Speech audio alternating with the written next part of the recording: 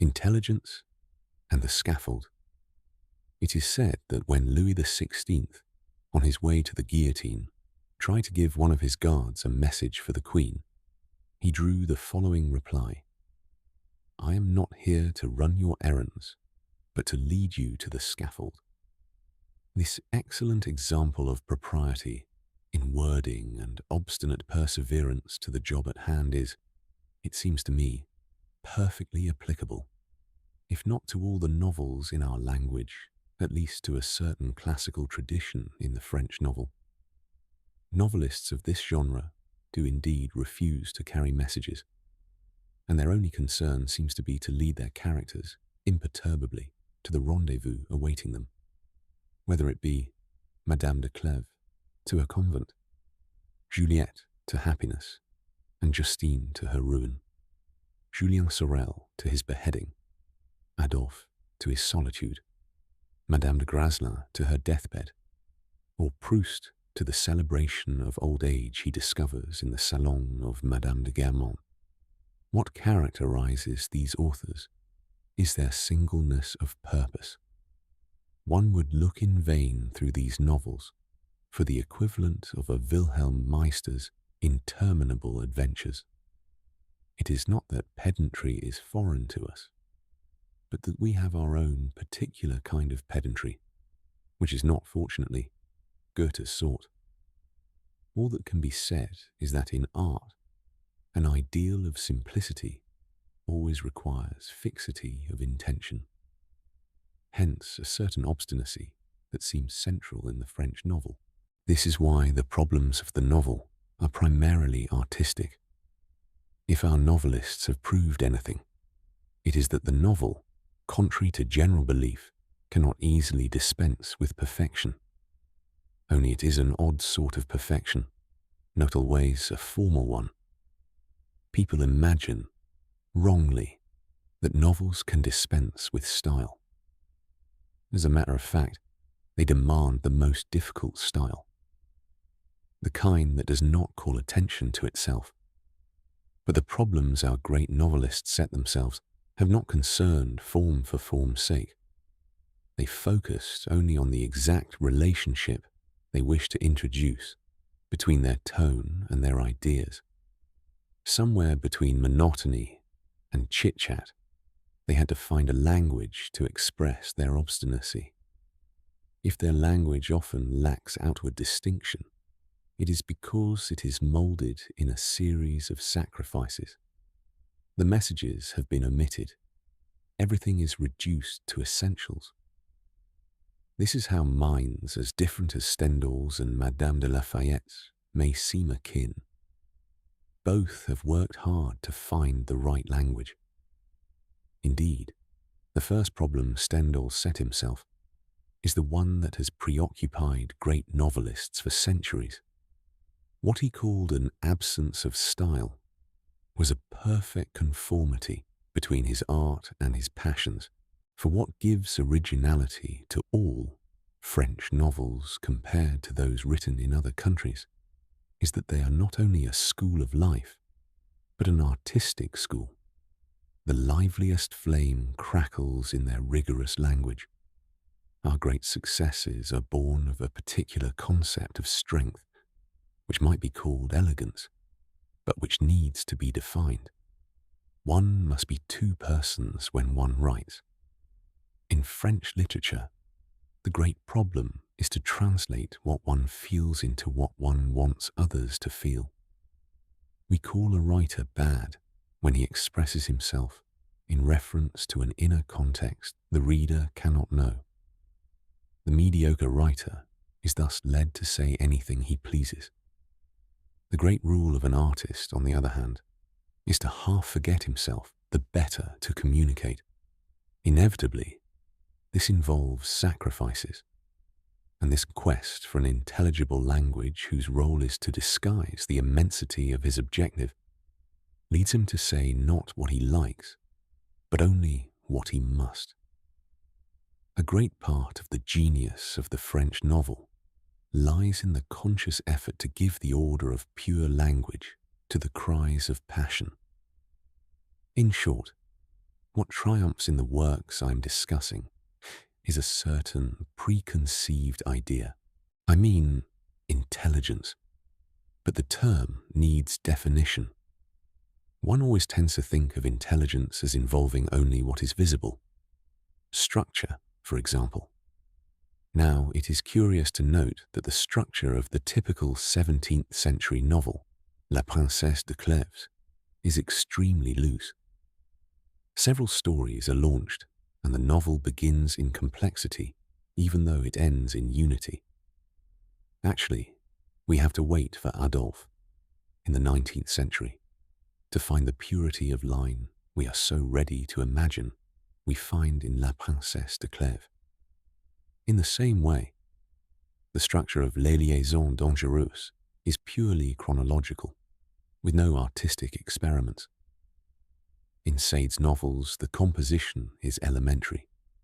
Philosophical dissertations alternate with erotic descriptions right to the end.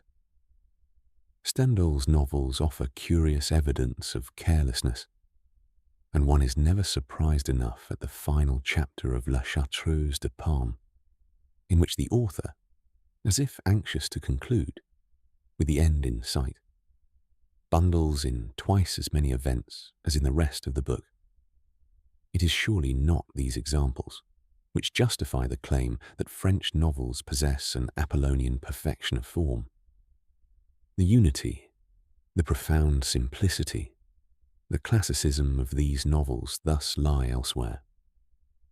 It is surely closer to the truth to say merely that the great characteristic of these novelists is in the fact that each, in his own way, always says the same thing and always in the same tone. To be classic is to repeat oneself, and thus, at the heart of our great works of fiction, one finds a certain conception of man that intelligence strives to illustrate by means of a small number of situations. And, of course, this can be said of any good novel. If it is true that novels create their universe by means of intelligence, just as the theatre creates its universe by means of action. But what seems peculiar to the French tradition is that plot and characters are generally limited to this idea, and everything is arranged so as to make it echo on indefinitely. Here, intelligence not only contributes the original idea, at the same time, it is also a marvelously economical principle that creates a kind of passionate monotony. It is both creative and mechanical at the same time. To be classical is both to repeat oneself and to know how to repeat oneself. And this is the difference I see between French novels and those of other countries, where intelligence inspires the fiction but also allows itself to be carried away by its own reactions. To take a specific example, it seems to me that Madame de Lafayette's aim, since nothing else in the world appears to interest her, is simply to show us a very special conception of love. Her strange postulate is that this passion places man in peril. And while this is something one might say in conversation, no one ever thinks of pushing the logic quite so far as she did. What one feels at work in La Princesse de Clèves, La Princesse de Montpensier, or La Comtesse de Tende is a constant mistrust of love. It is apparent in her very language, where certain words really seem to burn in her mouth. What Madame de Clèves had said about his portrait had restored him to life by making him realize that it was he whom she did not hate. But in their own way, the characters also convince us that this healthy suspicion is valid. They are strange heroes, who die of emotion, who seek mortal illness in thwarted passions. Even the minor characters die through impulses of the soul. He received his pardon when he was expecting only the death blow, but fear had so possessed him that he went mad and died a few days later. Our most audacious romantics never dared attribute such powers to passion. Faced with such ravages of feeling, it is easy to understand why Madame de Lafayette makes an extraordinary theory of marriage as a lesser evil, the mainspring of her plot. Better to be unhappily married than to suffer from passion. Here is the deep-seated idea whose obstinate repetition gives her work its meaning. It is one idea of order. Long before Goethe, in fact, Madame de Lafayette balanced the injustice of an unhappy condition against the disorder of the passions. And long before him, in an amazing act of pessimism, she chose injustice, which leaves everything untouched. The order she is concerned with is less simply a wordy one than that of a soul and a system of ideas. And far from wishing to make passions of the heart the slave of social prejudice, she uses these prejudices as a remedy for the disorderly impulses that terrify her. She is not interested in defending institutions they do not concern her, but she does wish to protect the core of her being, whose only enemy she knows. Love is nothing but madness and confusion. It is not hard to guess what burning memories surge beneath such disinterested phrases. And it is this, far more than deceptive questions of structure, that offers us a great lesson in art. For there is no art where there is nothing to be overcome. And we realize then that the monotony of this ceremonious harmony is as much the result of clear-sighted calculation as of heart-rending passion. There is only one feeling present, because it has consumed all others, and it speaks always in the same rather formal tone, because it is not allowed to shout. Such objectivity is a victory. Other writers, who can offer lessons but who achieve no such victories, have tried to be objective, because they were capable of nothing else. This is why the novelists who are called naturalists or realists, who have written so many novels and many good ones, have not written a single great one. They could not go beyond description. The grandeur of this lofty art in Madame de Lafayette, on the other hand, is that we are made to feel her limits have been put there on purpose. Immediately, they disappear, and the whole work vibrates. This is the result of a studied art that owes everything to intelligence and its attempt to dominate. But it is quite obvious that such art is also born of an infinite possibility of suffering and a firm decision to master suffering by means of language. Nothing expresses this disciplined distress, this powerful light with which intelligence transfigures pain, better than an admirable sentence from La Princesse de Clèves.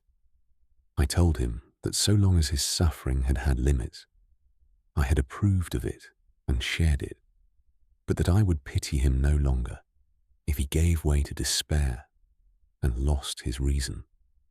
The tone is magnificent. It assumes that a certain strength of soul can impose limits on misery by censuring its expression. It introduces art into life by giving man the power of language in his struggle against his destiny.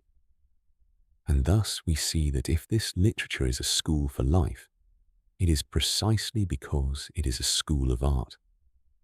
To be more accurate, the lesson of these lives and these works of art is no longer simply one of art, but one of style. We learn from them to give our behavior a certain form. And this permanent truth, which Madame de Lafayette never stops repeating, which she expresses in this sentence in unforgettable form, takes on its full significance and illuminates what I mean when we realize that the very man who says it, the Prince of Clèves, will nonetheless die of despair. It would be easy to find in Sade, in Stendhal, in Proust, and in a few contemporary writers similar lessons in style and life, very different in each case. but always made up of a choice, a calculated independence, and a clarity of aim. The perseverance in sin legitimized in Sade. 4. The litanies of energy in Stendhal. 5. Proust's heroic effort to portray human suffering within a wholly privileged existence. All say one thing and nothing else. Out of a single feeling that has become a part of them forever, these writers create works that are both various and yet monotonous. Of course, all I am doing here is making a few suggestions. Perhaps they are enough to demonstrate that the rigor, the purity, and the concentrated force of French classical fiction do not stem purely from its qualities of form.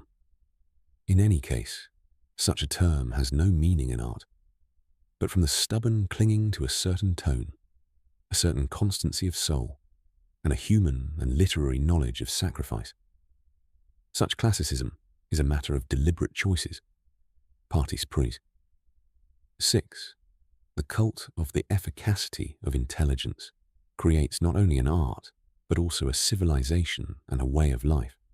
It's possible, of course, that such an attitude has limitations, but perhaps they are necessary ones. We tend nowadays to undervalue lucid effort, and we are very proud of the universality of our taste. But perhaps this universality diminishes our inner strength.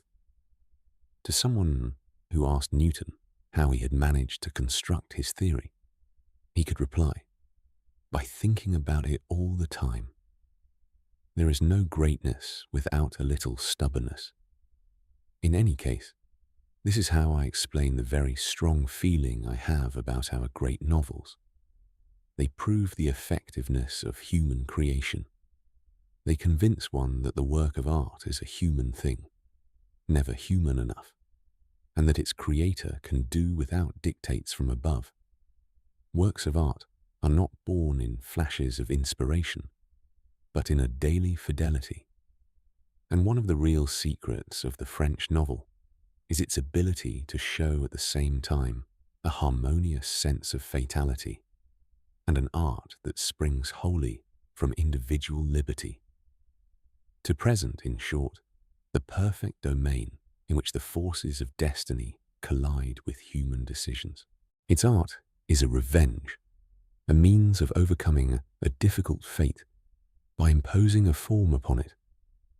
From the French novel, one learns the mathematics of destiny, which are a means of freeing ourselves from destiny. And if the Prince of Clèves shows that, in spite of everything, he is superior to the tremors of a susceptibility that will kill him, it is because he is capable of forming that admirable sentence which refuses to depict madness and despair. None of our great novelists has turned his back on human suffering, but we can also say that none has surrendered to it, and that they have all mastered it with an inspiring patience through the discipline of art.